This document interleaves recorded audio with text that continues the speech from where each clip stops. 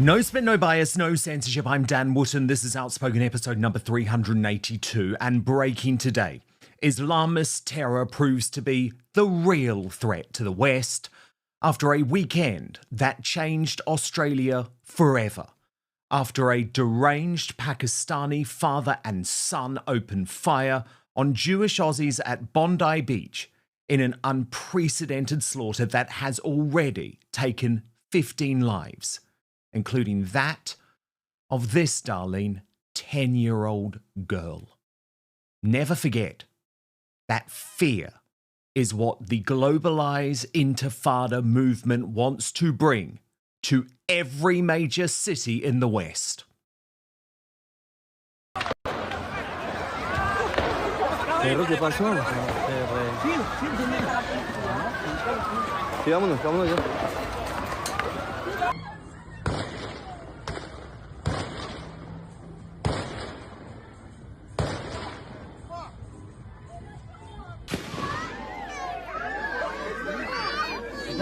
Там же полицейские. Кто? Какие полицейские нахуй? Oh! Oh non gros! Oh! Ouais, mais son pote, il va se faire tirer dessus. But of course, in the moments leading up to that attack, Sly News was still telling us the real threat in Australia is the far right. And evil race baiters here, like Dr. Shola and Bushra Shaikh, have used what occurred to push their own sick Islamist pursuits. Australia's intelligence agency, ASIO, warns the rise in nationalist and racist violent extremism is a major security threat to this country and part of a global trend. Muslims are constantly at greater risk than Jews are. They're constantly persecuted in the West and across the Middle East by Zionists. Of course, there are going to be certain nefarious actors, some of the political class, who were hoping to use an atrocity like Bondi Beach to further advance their anti-Islam, anti-Muslim hatred. And political elites in the UK, like Sadiq Khan, have this weekend gone on the attack and lied about Tommy Robinson's Unite the Kingdom Christmas event in London. You'll see this Saturday on the far right, EDL and other like people turning up on Saturday causing problems. Merry Christmas. God is watching, very proud of us as we all stand today. I am very grateful of Tommy Robinson for organising this. Never forget, that is what our elites intend to stop rather than Islamist terrorism. So in my digest next, why my warning to Australia was ignored, and I'm not happy about it. Then a very special superstar panel joining us live from Sydney.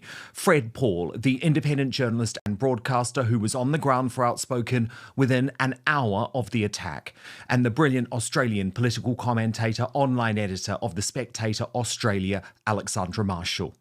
And joining us from London, Lunn Farrow, host of Lauren the Insider on YouTube, who was broadcasting for Urban Scoop from the UTK event at the weekend. Also coming up on the show today, Rupert Lowe in a new celebrity war of words with Kirsty Allsop over the shocking state of Sadiq Khan's London. And GB News hosts Andrew Pearce and Carol Malone issue a grovelling on-air apology to Meghan Markle's mum, Doria Ragland, after claiming she went to jail when she stopped raising her daughter during her teenage years. They've tried to scrub the apology from the internet, but don't worry, I'll show you what happened. Then, in the uncancelled after show over on Substack, King Charles cuts contact with Prince Harry in a shocking new escalation of the feud between Montecito and London. We're going to team up with the Royal News Network over there for all the latest. We'll also unveil a new Greatest Britain and Union Jackass at the end of the show. Your nominees for the worst Britain in the world today. Well, the first is an honorary nomination, but we had to include her. Greta Thunberg, nominated by Anna Island for her tone-deaf TikTok totally dismissing the Bondi Beach massacre by instead demanding that the 8 hunger strikers in British prisons have their reasonable demands met, adding Free Palestine. Nick Robinson, nominated by Home House 1967, who says tone-deaf yet sadly predictable posts sympathising with the Islamic community following the atrocities on Bondi Beach yesterday. And Mark Rowley, nominated by Thomas W. 3033, who says child grooming is ongoing in London, but the Met simply do not care because they are white children. Keep your feedback coming in throughout the show today. But now, let's go.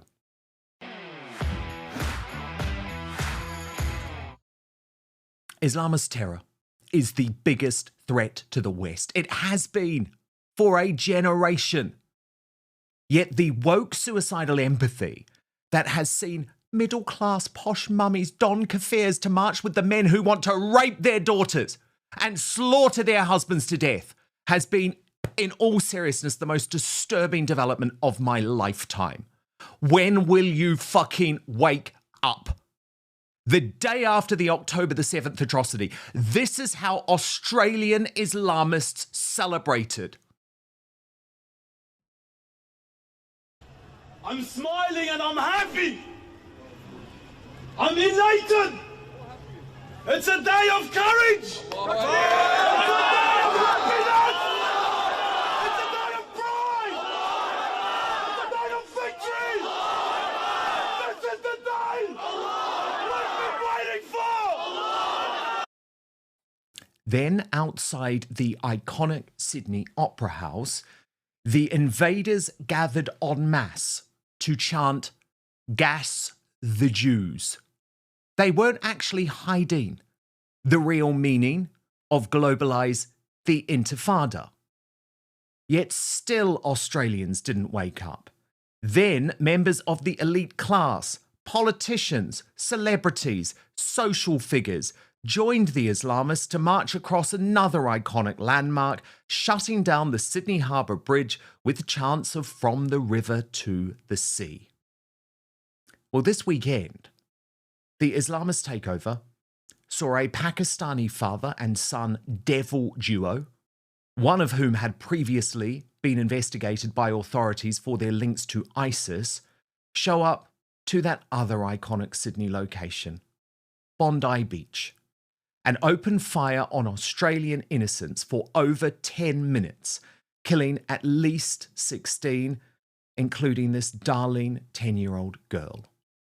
The horror of the scenes in Sydney, a city I've always considered my third home because I have many beloved relatives and friends there, have spent so many happy days on Bondi Beach at this time of year, are being described as incomprehensible.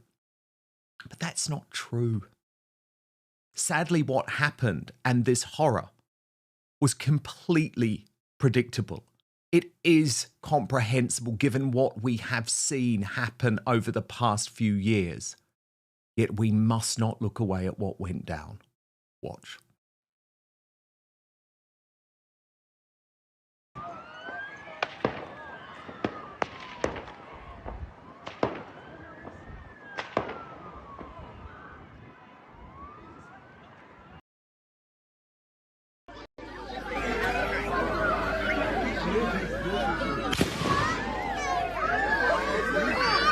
Да. Там же полицейские. Кто? Какие полицейские нахуй? Там... Вон полицейский.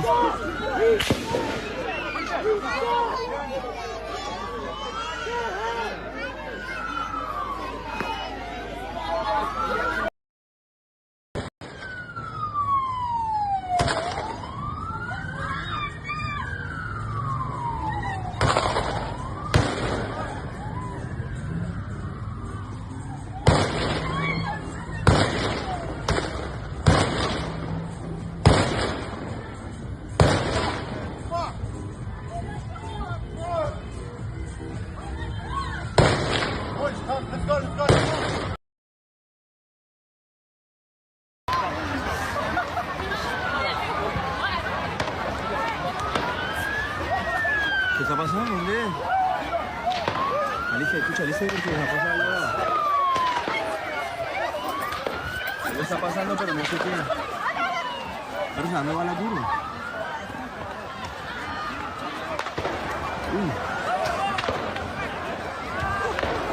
¿Pero qué pasó? Sí, vámonos, vámonos ya.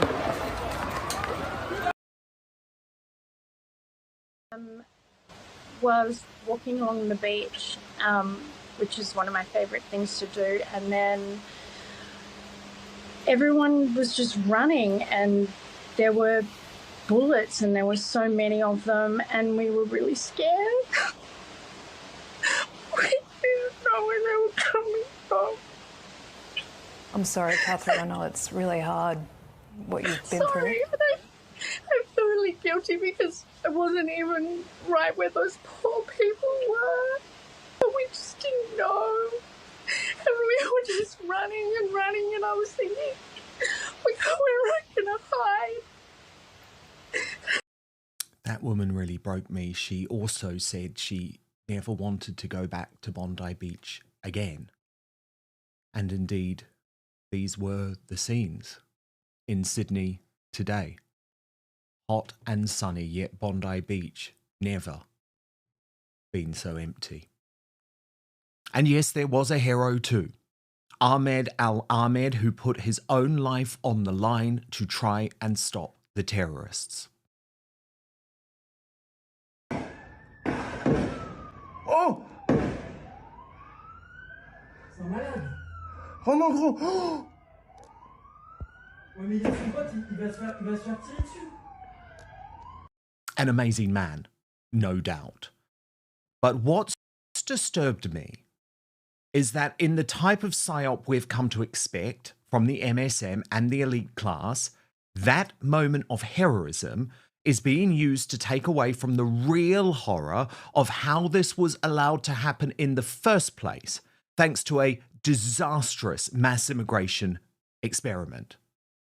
And then you have the race-baiting dangers, like Bushra Shaikh and Dr. Shola, who are true enemies of Christians and are trying to weaponize that moment and distract from the real story. Watch. What Ahmed Al-Ahmadi proved was that Muslims are good people. He actually proved that the teachings of Islam is putting innocent human beings first. In fact, if a Muslim kills an innocent civilian, it's like killing all of humanity. That's how serious Islam is about killing innocent people. And of course, there are going to be certain nefarious actors, some of the political class, who were hoping to use an atrocity like Bondi Beach to further advance their anti-Islam, anti-Muslim hatred. That can no longer happen. There's no doubt in my mind that this Bondi Beach atrocity will be weaponized by Zionists as their propaganda, because one of the things Zionists do very well is to weaponize anti-Semitism to further Zionism. We all know Zionism has hijacked the Jewish identity and weaponizes the Jewish faith for nefarious purposes. And it is always and usually at the expense of Jewish people. So keep your eyes peeled, because they will try to make this. There'll be headlines about how Jews are more at risk. I'm not going to take anything from that, but what I am going to say to remind you of is that Muslims are constantly at greater risk than Jews are. They're constantly persecuted in the West and across the Middle East by Zionists. 15 people are dead on a beach in Australia, you stupid woman. You evil woman. I mean, I've been so angry all weekend, actually, hearing left-wing Australian politicians, even the police, repeating the same old platitudes. Today, all Australians wrap our arms around them and say, we stand with you. We will do whatever is necessary to stamp out anti-Semitism. Australia will never submit to division, violence or hatred, and we will come through this together. You have. We refuse to let them divide us as a nation. Too late, it's happened. I was very clear last night to call for calm. This is not a time for anyone to be seeking retribution. This is a time for community to grieve and to heal. But you have been warned about the danger of importing and then embracing this form of Islamism. There are consequences for it. And indeed, one journalist did actually destroy the Australian Prime Minister, who we just saw there, Anthony Albanese. He must simply resign now. There is no choice, but he was a credible moment. Left unchecked, as you were just saying, anti-Semitism leads to terrorism and violence targeting the innocent. The government has come under criticism in claiming that it has effectively responded to the rise of anti-Semitism in Australia since October 7, 2023.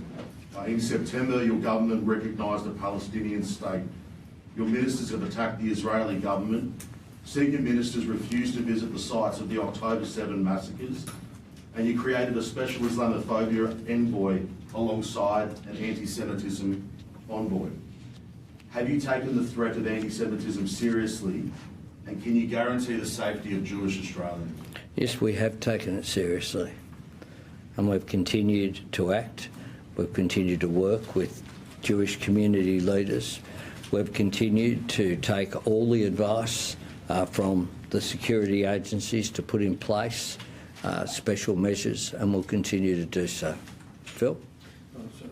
And he just moves on. But it's actually got worse overnight. Anytime Albanese mentions anti-Semitism, he now feels that he has to follow it by talking about an invisible far right. An invisible far right who, by the way, haven't just shot 15 Aussies to death. We take ASIO's advice very seriously. We work closely with them. We receive regular updates as well. The Director General of ASIO has warned about a range of threats, be it anti-Semitism, the rise of right-wing extremist groups as well, and we continue to work closely with our security agencies. Just briefly, to be clear, your priority from National Cabinet in relation to the gun laws, what is the number one priority for you? I would put them all together, making sure that they operate effectively and that they're kept up to date and that they're updated for the changing threat. We live in a more dangerous world in 2025. The threat of anti-Semitism, as we have seen, is very real. Threats of other occurrences, such as the rise in the far right, which has also been identified, of course, by Mike Burgess, is also a threat as well. Now, in Australia, there is a woman called Pauline Hanson. She's a bit like the Tommy Robinson figure in Australia. For years, she has been demonised for warning of the threat to Australia of Islam. In large part, by the way, and I spoke to her about this at CPAC Australia earlier this year, because of what she has seen here in the disunited kingdom. But you can repeat after me now. Pauline Hanson was right. And after what happened at the weekend, she has every right to be goddamn furious. You keep voting for these bastards that actually don't have pride in our country and our Australian flag, then be prepared to get what we're going to get. And we've seen it now with the division that is happening, the hatred that we see on the streets, the escalating crime, and that's only going to escalate even further unless we take a stand on this and make sure you know who you vote for next time. And if you look at what's happening in England, Birmingham, 30% of Muslims there, and they're taking over the councils. You've got, Sharia law courts. They're losing their identity, their culture in England, and the same damn thing is going to happen here. It is an absolute basket case of what's happening out there, and no wonder the Australian people are so angry. But I'll keep fighting about the mass migration. It is about mass immigration that's happening here, and it's destroying our standard of living, way of life, and our access to services that every Australian has a right to. But the government brings them in purely for the vote, and the fools out there keep voting for them. You're going to suffer. You will suffer. They demonised her. They demonised her. They locked her up. But she has been warning of this for the past 3 decades. And of course, the regime media are to blame too. This hasn't been picked up anywhere yet. So I hope you'll spread the word on this. But can you believe that in the 24 hours before the Bondi Beach attack, Sly News here in the UK was pushing a propaganda piece about the so-called far right in Australia and how the far right in Australia is actually the biggest threat to Australia's safety? Watch. Sydney's eastern suburbs, where property prices are among the highest in the world. Most people aren't worrying about neo-Nazis, but experts say they should be. 1.4 million people poured back in, but migration levels have now fallen by almost 40%, but not far enough for this crowd. And what's more, far-right extremists and Australia's neo-Nazis are accused of preying on their fears. Australia's intelligence agency, ASIO, warns the rise in nationalist and racist violent extremism is a major security threat to this country and part of a global trend. This country prides itself on multiculturalism, but resentment is rising. Well, guess what? That same woman who you just heard on Sly News UK reporting that piece, just 24 hours later, had to go and cover the real threat. Not far-right extremism, but Islamist terrorism. And she should hang her head in shame. Watch. The police also reported that there was a vehicle near Bondi Beach that had explosives in it. So this was clearly a well-planned attack. 2 active shooters that we know of, but the police have said that they are investigating the possibility of there being a third. Rabbi Wolf also told us that he had heard from one of the witnesses that there were 3 shooters, and just extraordinary scenes and images coming out. Or what about the British Bashing Corporation's flagship presenter Nick Robinson, who actually posted this in the hours after the massacre? The news from Bondi Beach is grim. For many, it will have terrible echoes of the massacres on October the 7th. For Jews living here, it will feel painfully close to the murders at a synagogue in Manchester.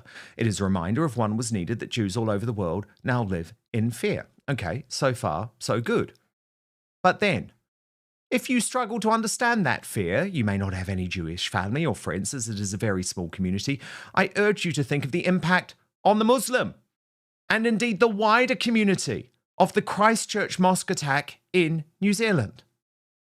As our friend Ezra Levant of Rebel News put it, he did it.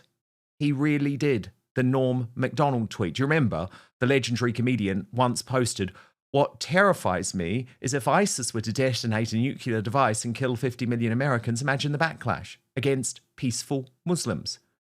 But sadly, there was more of that from our suicidal elite class, with UK Labour MP Lola McEvoy actually arguing in an interview with GB News about the Bondi Beach terror attack that diversity is our strength and that the real issue in our country is division, prompting the Mercian to rage probably the most vulgar thing I've ever heard in the wake of a terror attack. In a civilised society, scum like her would be carted off to a mental institution and held there for the rest of her life. Watch. I firmly believe that people are good and that given the opportunity, they will look out for each other. And I just want to say that as much as possible, we should try and detoxify the way that we think of people who aren't like us, because our diversity in this country is our strength. And I firmly am on the side of working together and celebrating our difference, because, you know, I was a community organiser a long, long time ago, and the strongest campaigns that we ever worked on were about bringing people of different faiths and different worldviews and different backgrounds together to find what we had in common. And at times like this, it makes me think of, you know, what happened with Jo Cox and her speech and that mantra that she had about more in common. We have more in common than that divides us. And that is the most true statement we can think of at very difficult, testing and anxiety-inducing times. And, you know, I wish They just don't get it. They just don't get it. And of course, we are at threat all around the world. This has just broken out of the US. Watch. The FBI now reports that it's disrupted a planned New Year's Eve terror attack in Los Angeles. 4 suspects in custody, the FBI identifying them as members of a pro-Palestine extremist group. They're suspected of planning coordinated IED attacks targeting 5 different locations in Los Angeles. But based on the reporting now, that plot has been foiled. We will wait. For now, until the next time. Of course, the horror of the weekend does further enforce why you need to listen to the independent media and the handful of brave public figures in the UK who have been warning of the real threat and are coming up with solutions about the dramatic action needed to protect our civilization from imminent destruction. Like Advance UK leader Ben Habib, who after the Bondi attack posted, "No more evidence is needed, close our borders now." And the independent journalist Alex Phillips, who added, "All right-minded people across the West are silently screaming at governments in their countries. Why have you let this happen again? And it won't be the last time. We know that. The monsters are inside the gates. The straw will break the camel's back very soon when the public realise viscerally they are on their own when it comes to this matter." Restore Britain leader Rupert Lowe went one step further, arguing the entire civilised world must now remove those foreign nationals who hate our way of life and wish to do us harm, Islamic extremists or otherwise. This must happen on an industrial scale, unlike anything seen before. Mass deportations will make the West safe again. And he added, "I am utterly sick of nothing changing following these horrific terrorist attacks, so I have tabled a parliamentary motion calling for robust action. Deportations, stripping citizenship, shutting off visa routes from high-risk countries, and more. Enough is enough." And it really is. Sadly, though, just weeks ago at CPAC Australia in Brisbane, I warned Aussie patriots what was coming. I really hoped I would be proven wrong, but that wasn't to be. But what my message to Australians is very clear. Do not be complacent, because we were, and complacency kills. Brits were complacent.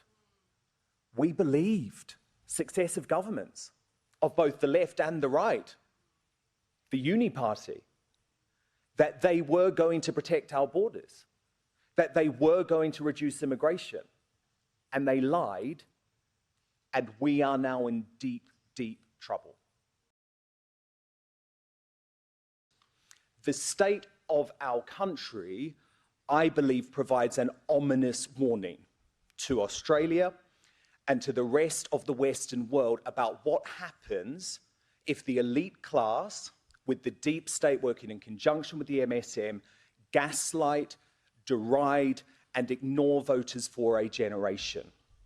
So today I come to CPAC Australia, sadly, not with a message of hope, but with a call to help us. Help us before it's too late, and help us before this happens to you. But it was too late. Now, the superstar panel. From London, Lunn Farrow, host of Lauren the Insider on YouTube.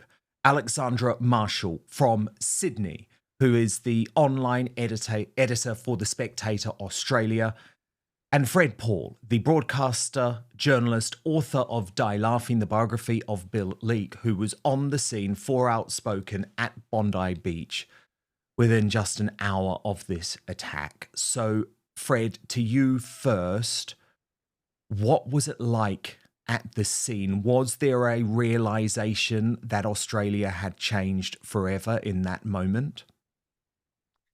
I'd say yes, Dan. There was a lot of shocked faces walking around, a lot of sort of disbelief. Bondi, as I said, for your show, is one of the happiest, most peaceful, coolest places in Australia. It's a beautiful place. People come there and they don't realise how small the beach is. It's it feels like a village. At certain times you can feel like you're in a little seaside town. It's just got the most awesome vibe. I lived there for 20 years. I still surf there once a week. I went down there looking for my son. I mean, I didn't even know where my son was that day. He spends a lot of time at Bondi, and there was a lot of people like me going, feeling lost and surprised. One thing I will say, though, Dan, is that we shouldn't feel surprised about this. No. Bondi And you're has angry, aren't had- you, Fred? You're angry. I'm furious. Oh, mate. Yeah, it's hard not to be seriously upset about what happened. I mean, I considered this my backyard. But I've got to say, Dan, there is Bondi has been surrounded by bollards for years, at least 5 or 6 years. They have put a lot of bollards around the beach because they knew, Dan, they knew that Bondi was a prize target for terrorists. I've been to the Anzac Day service at dawn on Anzac Day at Bondi for probably 20 times, and they close off Campbell Parade, but they put armed guards at either end because an attack by Islamists on Anzac Day at Bondi would be a pretty sensational hit. They've always known Bondi would be high on the list for terrorists. That's why the bollards are there, and that's why the protection is there on Anzac Day. And you blame So your we shouldn't be politicians, Fred? surprised. Sorry? You blame your politicians? Oh, wholeheartedly. We've been ignoring the threat from Muslims for decades. I mean, Anthony Albanese was down there yesterday morning laying flowers, laying wreaths for the people who'd fallen. He should have been organising police and military to go into Bankstown to find people who are of similar attitude to these people, rounding them up and getting them out of our country. Yes. They don't belong Yes. here. They hate us. They want to subjugate us, and they want to destroy our culture. They shouldn't be here. And on Sunday, they did the worst. It won't be the last. No, it won't be. It absolutely won't be. Because actually, and Alexandra Marshall, before I get you to weigh in, I just want to show you, and I know you're in Sydney too, very close to Bondi, but I just want to show you some of what has gone on at Bondi overnight, where the Palestinian activists, the Green senators who marched with those Hamas supporters have despicably shown up to the site of the massacre. Watch what happened. Move. Move. Keep moving. To the side. Move. Women. Stay. Wait there. Slow up, boys. Hold it. Take a step back, guys. Take a step back. Take a step back. Why? Why you do it? Why? We are grieving. Why? We are grieving. No, it's because of you. It's happened. We are grieving. Why you do that? Why? Slow down a bit, Lucy. Good work, guys. Thank you to the police. Thank you, police. You have been Shame on you. Shame on you. You're a disgrace. Where there have been calls for intifada and death to the IDF. How does this lead to anything else other than the terror attack that we saw here last night? We are here today to give respect. Do you regret being at those pro-Palestinian protests that have only fueled anti-Semitism? Today is about heart and humanity for those who have lost their loved ones, for those who have been injured by this. Are you surprised? You can't possibly be surprised that your actions have been among those that have led to this. Would you like to apologise to the Jewish community? I am here to support the Jewish community and everyone else. Would you like to apologise? Who has suffered what has happened here. But of course, no apology, Alexandra Marshall. It's par for the course for politicians like that. They participate in this kind of rhetoric as if our nation and our culture is some kind of political game to them. And when these things happen, they feign shock. So I pay no attention to those politicians. They should not be in Canberra. And if there was any decency, Albanese would be resigning today, and there would be a snap election on what is going on here. But as the editor of The Spectator Australia, it is my job to watch the headlines, and you showed some of those earlier, and to watch these stories unfold. The one word you didn't see in those headlines was Islam. This was an Islamic terror attack, and it was an unprovoked assault on not just the Jewish community, but on the entire Australian culture and all Australians here, on our way of life. And the papers are reluctant to say that. Our politicians did not say it. Their press releases did not say it. And yet it has been happening over and over again. This is not a surprise, as you said, Dan. We have all seen this coming for years. I remember 10 years ago when the ISIS protesters came down Pitt Street and I came face to face with people holding signs saying, "Behead the infidels." What happened? Absolutely nothing happened to them. Those people went and joined the Islamic State, and still nothing happened. Our police and our ASIO have been sitting here sleepwalking into this situation, and I refuse to accept that we are facing an Australian future that looks like Europe, where we have to barricade ourselves in to be safe, when really it is the terrorists who should be afraid of us, and we should be defending our culture and ensuring that our children are safe in the future. Totally. But you know the other person who couldn't bring himself to mention Islamist terrorism because he never does?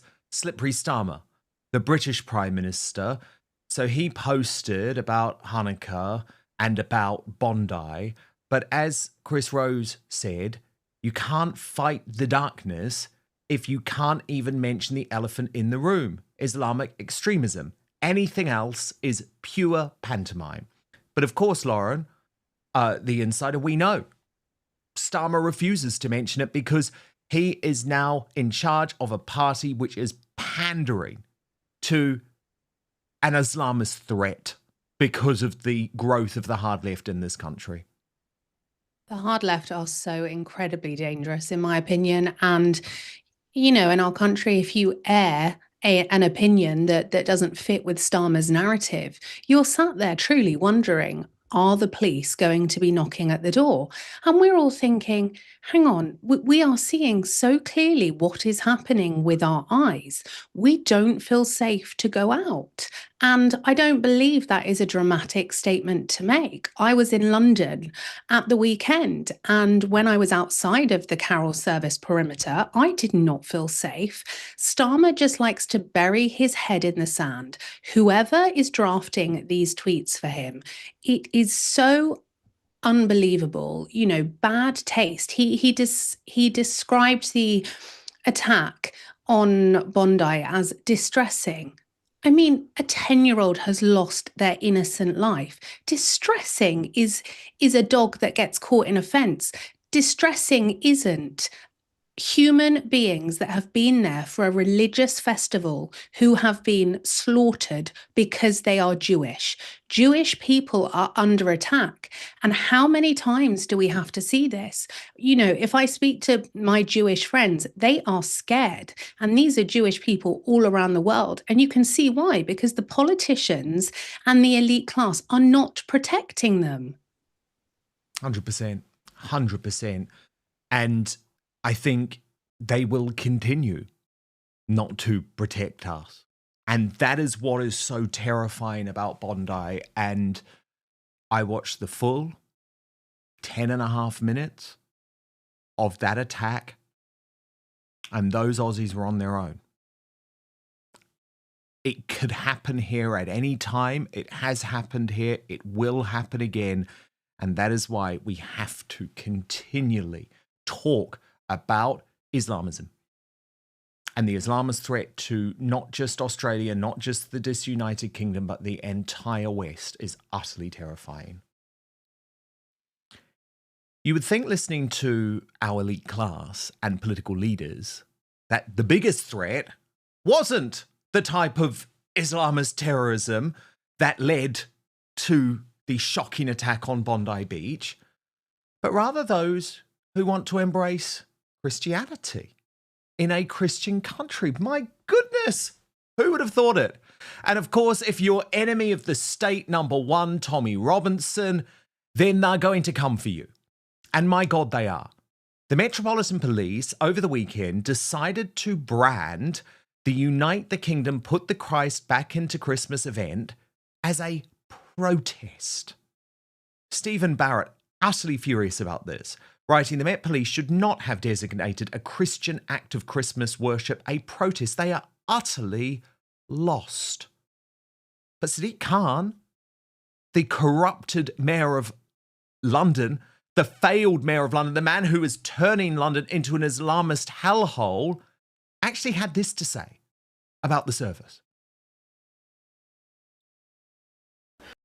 You'll see this Saturday on the far right, EDL and other like people turning up on Saturday causing problems. I think that there's a responsibility on politicians, particularly senior politicians, to address people's legitimate fears. People are worried, Muslims are worried about Islamophobia, they are frightened. What the government should be doing is addressing those fears, bringing people together, rather than making sweeping generalisations and reinforcing stereotypes.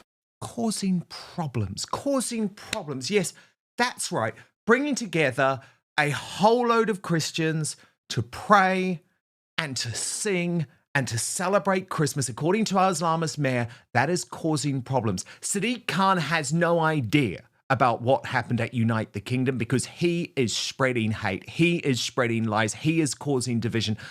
But to everyone else, just wake up and realize what really went on. Watch. In 15 years of activism, hundreds of demonstrations, hundreds of gatherings, this is the most beautiful moment I've had in my life as an activist. It's been beautiful. I'd like to thank Ricky for what you've done. Ricky put this together. You can give me a shout out, but I didn't do this. Ricky done this. That's the total truth. They put this together. And I'll just say, when I started in 2009, the church stood against us. In every city we went into, as a cry for help at what was happening in our towns and cities, the church leaders stood and opposed us. That drove me away from Christianity. In fact, I hated the church for them betraying us. We, all of us, were their lost sheep. The way they've acted this week is the reason that churches are empty. But when I went to prison, I met a pastor and betrayed by the church and away from Christianity. As I knew the Quran and I knew Islam and I didn't know the Bible and I didn't know Christianity. But as I started understanding the Bible and the pastor done lessons with me for the life of Jesus, I understood that Jesus would have stood against the establishment. He would have stood with the sinner. He would have stood, and I'll be honest, I found it hard to even betray myself or say I'm a Christian because I know I live a life of sin. But then I realised that Jesus stood with the sinners. So I've been on my own path. Merry Christmas. God is watching, very proud of us as we all stand today. I am very grateful of Tommy Robinson for organising this. Otherwise, I would not have hope in our patriots to do this today. All I want to say is God is in our veins, whether you like it or not. God gives us adrenaline. Wherever we are, God gives us adrenaline. God is with us. Wherever you like it, wherever you are, pray to God and He will come to you and He will enter your life and He will save your life. Amen.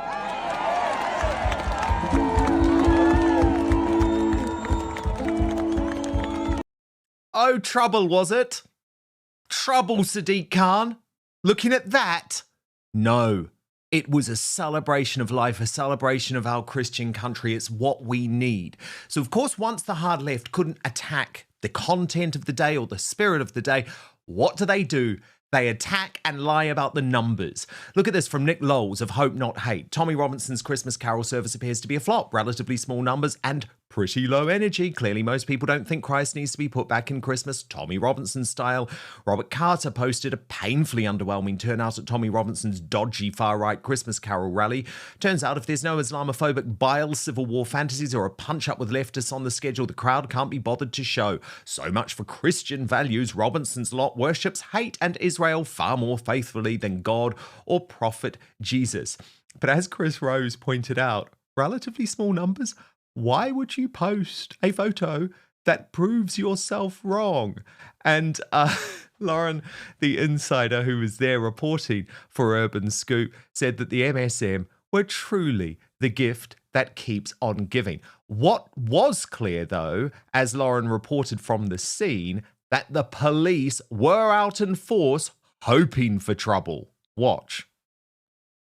While I know it's not the individual police officer's fault, I do get furious at the fact of how many police there are for a carol concert when there are children. That's just some of them, there are vans and vans of them. When there are children that are being groomed and raped across London, and the Mayor of London, Sadiq Khan, refuses to acknowledge it. It's a joke. And Lauren, the insider, is alongside me and Alexandra Marshall. So, Lauren, the lies about this event were insane. I mean, the mainstream media, truly, they must realize at this point, by doing this each time, they are just alienating more and more people. We have eyes, we have the internet. The event, right, I'd just like to tell your viewers. So I was on the ground. The event had so many police to the point where I thought, is there an imminent attack or is there something happening? It was surrounded by a ring of police. When I was on the ground, I spoke to a family who brought their 3-month-old baby. They were from Ireland. I spoke to a man that brought his puppy. I spoke to elderly couples. I spoke to widows. I spoke to all different types of people. I love being on the ground and meeting patriots because this is how you actually understand how people feel. And people were there to sing hymns. There was no ulterior motive. And I could see the mainstream media had sent freelance photographers with the long lenses, and they were circling around like hyenas. So I went over and I said, "Oh, hi, who are you working for?" And they scurried off like little sewer rats. But this is what happens every time. And so they couldn't get the narrative of fights. So they go, "Oh, there was only 1,000 people." I mean, first of all, there was a lot more than 1,000 people. The pictures that I believe the Met put out were when it hadn't even started. Totally. Which is what they did for the main Unite the Kingdom rally. You know, there's only 110,000 when we know that there were millions. Oh, yes, that tiny rally where 110,000 people managed to fill London. Oh, yes, that insignificant rally. I mean, it just goes from ridiculous to absolutely ludicrous. But this was a beautiful event, and Bishop Kai was there, Ricky was there. There were amazing people, and there was no story. I think that's where the mainstream started to panic, because people were singing "O Little Town of Bethlehem," and there was nothing to report on apart from Christians gathering for a carol service. And time and time again, we see Christianity is not protected. It's something I spoke in depth to Bishop Kai about. And this only in England, right, could a carol service be weaponized against you. Totally. And not a carol service, according to the Metropolitan Police, a protest. And I mean, Alexandra Marshall, when you think about what was to happen in Sydney hours later, isn't this something that every city in the West, every Christian country needs to start embracing far, far more? Well, first of all, Keir Starmer should be less worried about crowds because he can't even gather his own cabinet around him, let alone draw millions of people as Tommy Robinson So does. true. But I just want to point out what's actually going on, because you showed footage earlier of what our press were calling the far right marching through the streets. They're National Socialists. I know these people as far as I've read all their manifestos. I listen to their little chats on Twitter Spaces every Friday. I follow what they're up to, and you know what they are? They are socialists. They are far left race collectivists with a World War II fetish living in their parents' basements. And yet they have been useful to the left-wing press and the left-wing government in Australia, because what they want is these National Socialists with their banners next to the Australian flag. On Australia Day, that is exactly what they have planned to do. And we know the final nail in the coffin for our National Day of celebration. It is an attempt to destroy patriotism as a mainstream idea. Now, Tommy Robinson is the same thing for the UK. Now, he is not an extreme fringe figure, so what the press try to do is paint him as such. And so when they run these headlines and when they put these tweets out, the idea is to say, oh, look, Christmas is fringe. Christmas is not really a thing we should be embracing. You know, we've got to surround it by police. It's, you know, whatever. That is an attempt to destroy Christianity in England and in the UK, because that is what is currently binding together this rebellion against woke, against Keir Starmer's two-tier policing, and against the destruction of our culture. And our two countries share that. It just looks different in each place. So true. But Fred, Paul, what I do notice is there is always that central figure that the deep state goes for, that the MSM tries to demonize.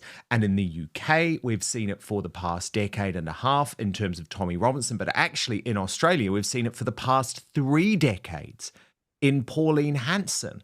But my argument is that Pauline Hanson and Tommy Robinson have both been proven right. Well, what they have in common is that they're both, you know, for want of a better term, working class people. They have a common touch and an ability to cut through to the central message. I mean, with Pauline, all along it's been stop allowing our country to be flooded by unassimilated migrants. She said it when she first was elected to Parliament in 1996, I think it was. Yes. And Tommy's the same. They have a simple message and they represent what working class people are concerned about. And it's not far right. These people, I mean, there is a confluence between patriotism and religion here. I'd say religion is what brings us together. It gives us the values. Christianity gives us the values that created our prosperity and our civilization. I mean, Sadiq Khan is saying he's scared of people singing Silent Night. Yes. I mean, scary sight. What more frightening can there be? Totally, it's nuts. Lauren, there was quite a lot of talk of King Charles at the event. I just want to show you these interviews with Tommy Robinson and Bishop Dewa. The head of the Church of England is King Charles. Do you think he does enough to promote Christianity in the UK and on the world stage? King Charles, who admires Sharia and loves Islam. The head of the Church of England is King Charles. Do you think he does enough to promote Christianity in the UK and on the world stage? No, not at all. In fact, at the moment, I think he's too busy trying to appease a socialist government that are probably putting pressure on him to make sure that he keeps their socialist narrative and their support base going. The king, sadly, is acting like he's forgotten he's the defender of faith and supreme governor of the Church of England and needs to be as strong as his mother was. We've seen citizen Lauren, journalists some concern there about the role of King Charles.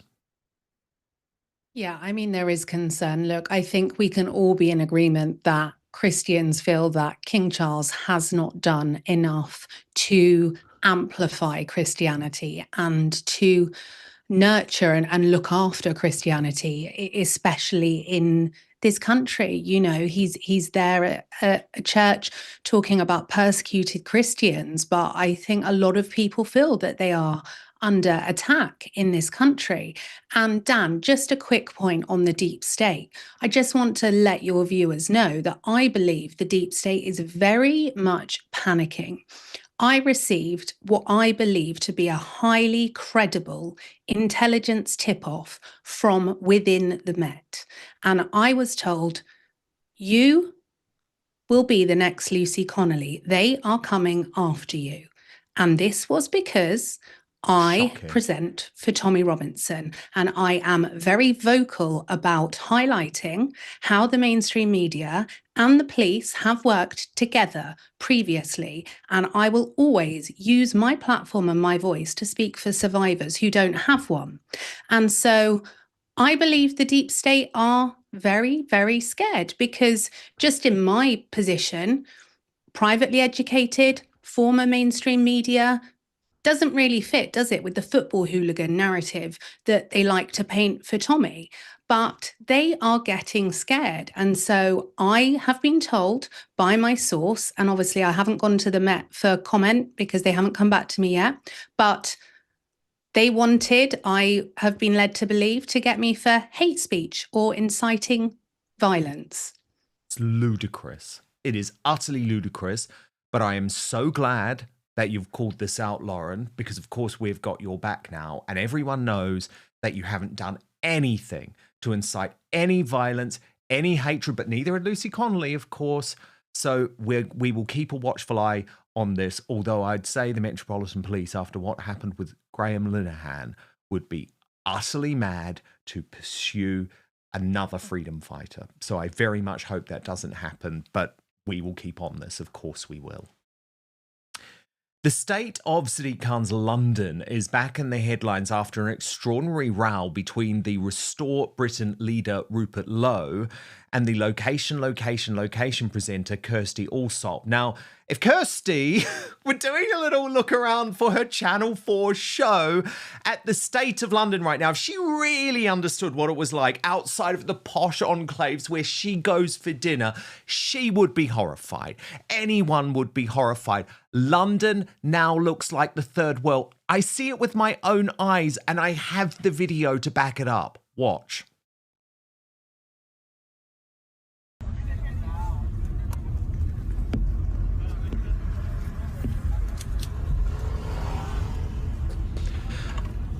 So this is just a regular occurrence now on the streets of London, where rubbish is simply not cleared, where the footpaths are now regularly home to Islamists plotting, planning, gathering.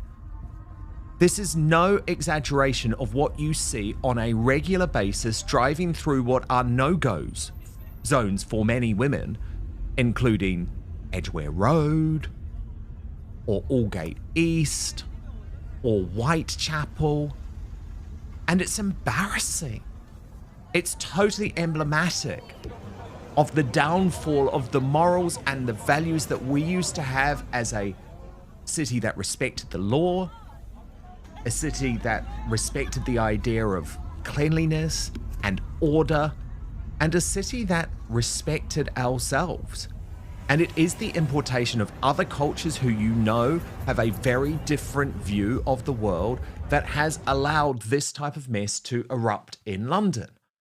But what's fascinating is that it's not just the third world scenes on the streets, even inside posh hotels now.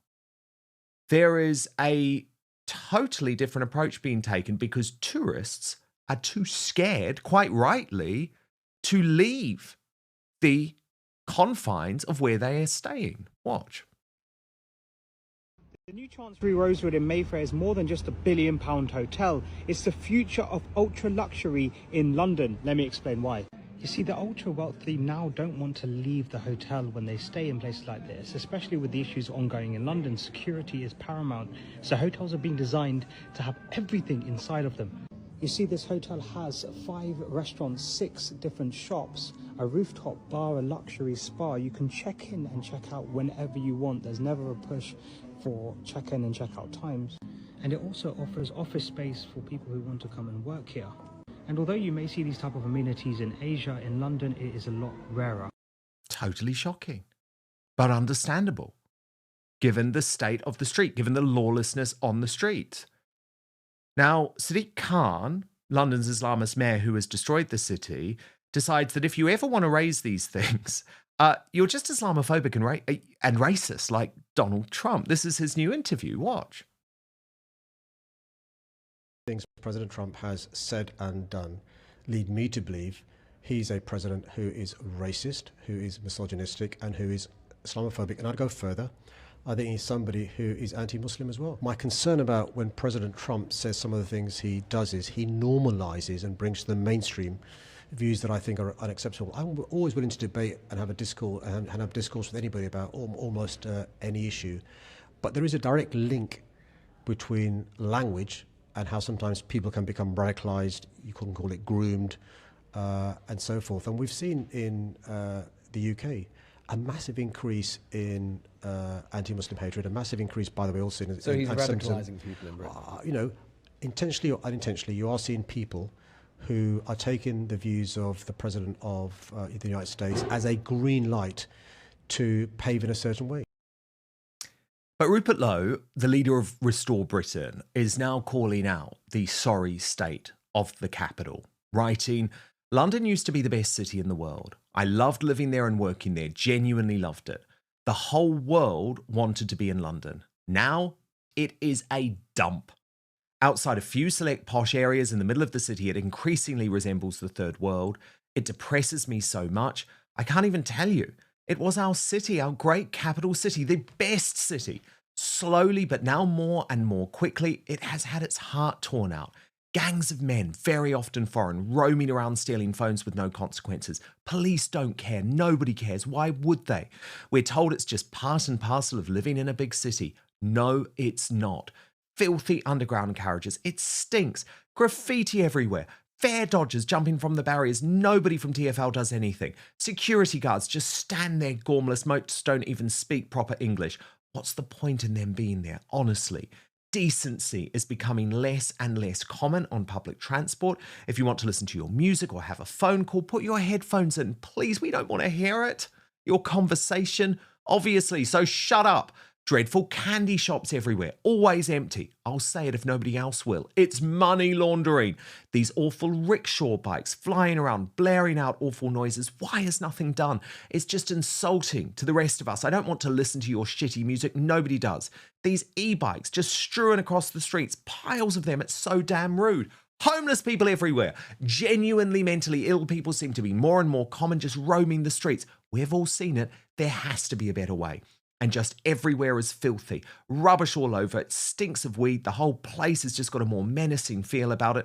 It's concerning even holding a phone out in your hand. How on earth has this been allowed to happen? And it gets worse and worse and worse. This is all in those posh areas I spoke about. Head a bit further out. Good luck. Lewisham, Tower Hamlets, Whitechapel, plenty of others. It's a dump. It's filthy and does not feel like Britain. It's certainly not safe for women. It's like being teleported to a different country, one borough to the next. None of them Britain. I honestly used to love London so much. It's now a dying city and it breaks my heart to watch it happen. But how can we fix it? You know what's coming. It's estimated that up to 1 in 13 people in London is an illegal migrant. As many as 585,000 illegal migrants are in the city. Deport them and we can start the necessary restoration process. I want my capital city back. But you know what happens? The liberal lefties are furious about that. So Hugo Rifkin of The Times posted pathetic performative cowardice. I mean, it's not even a workable lie. A better one would be to pretend it's only the suburbs which are uninhabitable while its centre is lawless, which obviously wouldn't be true either, but at least it has some remote connection to the actual areas where crime has been going up and down. Instead, they peddle this mad fiction that you can't walk the streets of London after 6 p.m. like it was 1980s Johannesburg or something.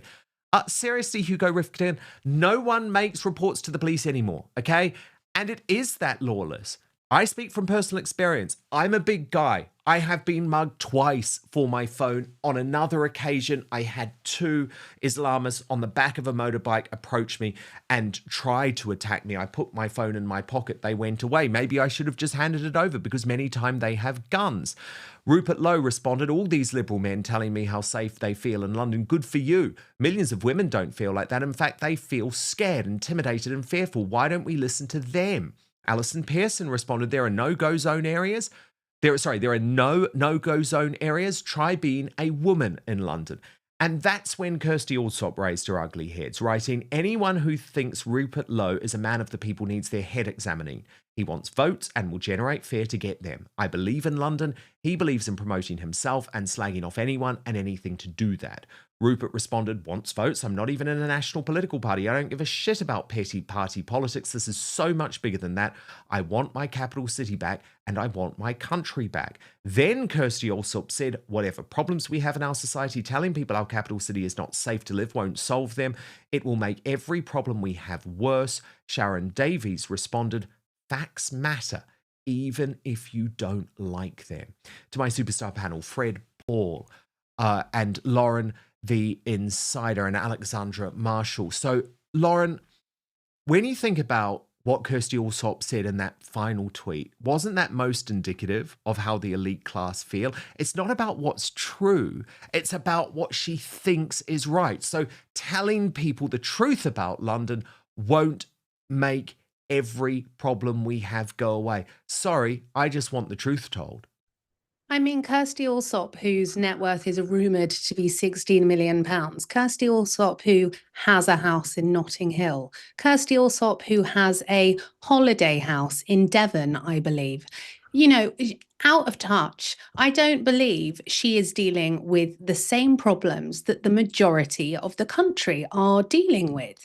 And you know, they tread the celebrities don't want to be seen as not inclusive in this and that. It's utterly ridiculous. Go back to making your crackers and piss off, Kirsty, because actually there are a lot of women that don't feel safe in London. And let me tell you, when I was filming on Friday evening on Westminster Bridge, I saw two gangs and I saw a fight. And this was within 1 hour of filming on a Friday night. Now, luckily, I wasn't on my own, but I then had to get a taxi, which was very expensive across London because as a woman traveling on my own, I didn't feel safe.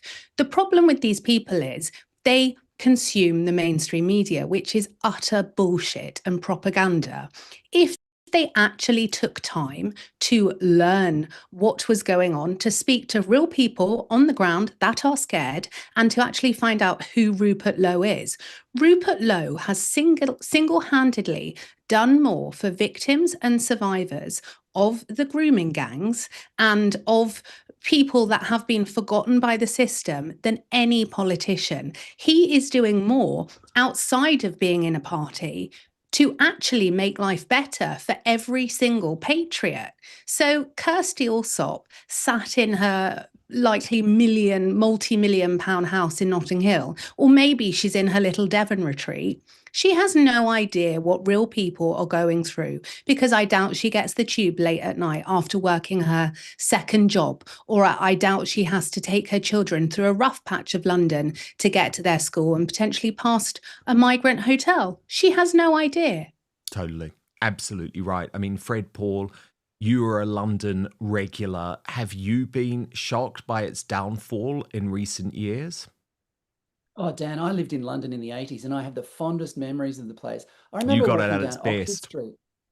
And it was at its best. I remember walking down Oxford Street in the middle of the day and there was hardly anyone on the street. You could walk in a straight line without bumping into anyone. And I was back there a couple of years ago and I was utterly shocked. Even at 6 in the morning, the tube is absolutely jam-packed with people and everywhere is crowded and you feel as a white person in most neighbourhoods slightly alien to the rest of the city. One of the things about Well, you're a city is minority that if you're white in London. I mean, that is you're a now just a minority. fact. And Dan, That is a if fact. you're a city is more than just a built environment. It assumes a basic level of trust and commonality between all its citizens. And if you plonk people from outside that country and outside that culture into that city, they don't become residents. They don't become part of that city. They just live there and they dump their rubbish there and they treat it like shit, which is what happened to London. Alexandra Marshall, what do you make of this debate? Well, this is the Sadiq Khan who we watched have an existential meltdown when it became obvious he'd have to sing a Christmas carol on camera at the lighting of the tree. And he also, the same Sadiq Khan who goes and sulks on a bus on an Instagram video because Donald Trump called out London as being the knife capital of Europe. And every time someone makes a point about the crime in London, these insufferable journalists in the mainstream come out and pull these charts down showing, oh no, crime is totally fine, these cherry-picked statistics. I'm sorry, it is well known that crime in London is no longer being reported, let alone attended, and so those Yes. statistics do not make it onto the board. I can People tell don't you as report someone it. People who was literally studying don't report it. engineering, you can manipulate statistics to suit your narrative, particularly if they don't exist on paper, which is what is going on here. And instead of having a conversation about, gee, Why aren't police attending crime? Why are the poor little supermarket people, often who are migrants themselves, having to fend off armed invaders with machetes, knowing there's no help coming? And you turn around and say, oh, don't worry, London's perfectly safe. They have things installed in the pavement reminding you that your cell phone is going to be stolen. That's how they police in London. They tell you you're under threat. This is a total joke. Breaking right now, a grovelling live on-air apology on GB News to Meghan Markle's mother, Doria Ragland, following claims that the reason that she abandoned her daughter for much of her teenage years, leaving her to be raised solo by her father, Thomas Markle, who she now hates, even though he was brilliant to her at the time, was because she had been jailed. Now, this was a claim first made by Carol Malone live on air on GB News last week. We covered it at the time, but here's a reminder of what was said. Watch. Compassion for the father who actually brought her up, who paid for her private education while her mother was in jail, who took huge care of her. And she's not seen him in the latter years. More importantly, I mean, she's not just seen him, she's like totally snubbed him. You know, when was her mum in jail? When was her mum in jail? Years ago. Do you want me to give you the precise date, time? Because I haven't got it. I've never heard that forever. Years ago. Anyway, she. But you know, this old gentleman now could be dying. Yeah. He needs to see his daughter. Now, what is interesting is that Tom Bauer has previously said that he believed Doria Ragland may have been jailed. I have never said that. What I have been very clear about is that Doria did abandon Meghan. She wasn't there. Meghan was raised by a solo father, essentially, and that's why her treatment towards Thomas Markle, languishing in a Philippines hospital after his leg was amputated, having been abused by his daughter via a letter, is just a disgusting thing. But clearly much has been going on behind the scenes over the past few days. I would suggest that Doria Ragland via Meghan Markle has made a threat to sue GB News, because today on air there was an extraordinary live apology delivered on that same program, Britain's Newsroom. But what was of note is that Carol Malone does not usually feature on the program on a Monday, but she was dragged into the studio for what I describe as a hostage video apology. Watch. Yes, Piers, thank you. Okay, in an episode of Britain's Newsroom on Thursday, December 4th, 2025, I stated that Thomas Markle, the Duchess of Sussex's father, told Meghan off while her mother, Doria Ragland, was in prison. I believe this to be the case based on what I now understand to be misinformation. I assume online. I was questioned about the validity of this claim during the broadcast, and I repeated this belief, which I now understand to be false. This was a genuine error. I accept what I have now been told on behalf of Miss Ragland, that she raised her daughter and that she has never been in prison or jail. I apologise sincerely to Miss Ragland and her family for any pain my comments may have caused, and I'm happy to set the record straight.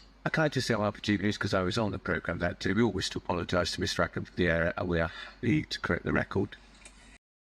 To my superstar panel, Alexandra Marshall, Fred Pawle, and Lauren the Insider. Lauren, a mortifying moment for GB News, a channel that I helped launch. It used to be the best at royal coverage, but unfortunately it has completely dropped the ball in recent months. It's hired a royal correspondent who is completely up the arse of Meghan Markle and Prince Harry, and yet because of that mistake, they've now issued this grovelling apology, totally smashing, I would argue, their credibility to cover the royal family going forward. What's interesting is I don't recall seeing an apology from Tom Bauer. So is it that Meghan and Doria or Team Sussex don't like the fact that GB News put that out? Because as a former publicist, I would question if this is categorically false, then you would have your legal team and your publicist come down hard on the minute that came out. And as you said, Tom Bauer has previously said that, and I believe it was in one of his books. So if this information is within the public domain, why are they choosing GB News? Is it because... Well, I don't think he did put it in his book. I think he hinted at it in interviews. And obviously, Carol Malone stated it as a categorical fact rather than questioning Doria's missing years. They... watching the apology was like, oh, this is so cringe. And then when Andrew Pierce went in, we really, really are very sorry. I mean, look, GB News, either Carol Malone didn't do her research properly, or they are bending to a legal threat from Meghan or Meghan's mum. Well, I would say so because, Lauren, you can't find that apology now anywhere. So it appeared on TV, but the stream of that show, and luckily we grabbed it when it was on TV, but the stream of that show, Lauren, has been taken down from everywhere on the internet. As someone with a lot of experience in PR crisis management, why would that have happened? Is GB News almost trying to apologize, but then cover up that they've apologized? Yeah, what they're doing is they're hoping that this segment doesn't end up on the #1 news channel, the independent news channel in the country, Dan Wootton Outspoken. Sorry Too about bad. that. Let's get it viral, Patriots. But I think, yes, they're obviously reading between the lines. It looks to me like they have legally had to put something out, and therefore they have fulfilled that legal obligation, but they are trying to potentially be sly and then just kind of archive it because they have aired it live. But this is the great thing about the internet. This is here forever now. So anytime anyone wants to watch that apology, just go on to Dan's YouTube and there you go. Boom, it's there. Alexandra Marshall, what is quite interesting is that Meghan Markle is yet again waging war with the press. This is the thing that she loves to do. So Harry has this case against the Daily Mail. I think it's going to be a disaster coming up next month. When her father was in hospital alongside a Daily Mail reporter called Caroline Graham, who has become a close friend of his, she decided to release a statement attacking the Mail, attacking Caroline Graham. And I was just thinking, well, Meghan, if Caroline Graham wasn't there, Thomas Markle, your apparently beloved father, would be in a hospital room completely on his own.